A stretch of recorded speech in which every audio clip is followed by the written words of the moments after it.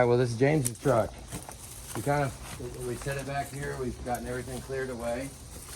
And I don't think we have many issues. So it's 90 degrees outside. So as far as the diag, it's, let's just start it up, see what it does. It's been here for, it's freaking beautiful. Look, he's got the whole cover going under it. Yeah, that's nice. It's dead. All right, so let's charge it all up. I might just put a trickle chart, actually. Let's edit this in tomorrow.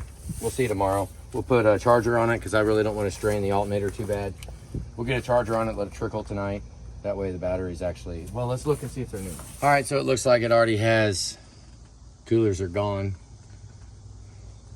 That'll work, the batteries are from 20, so they should work. What are you gonna do there? Fix that. Oh my God. So we do wanna,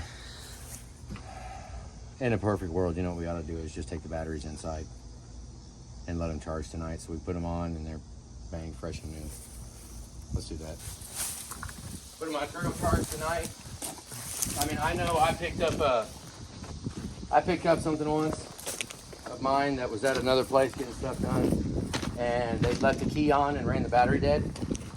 And when I pulled up, it was running so that they could charge it. So that they started my vehicle and let it run so that it would charge the batteries that they ran dead. And aren't you a shop? Don't you have a battery charger? It's actually made to charge batteries.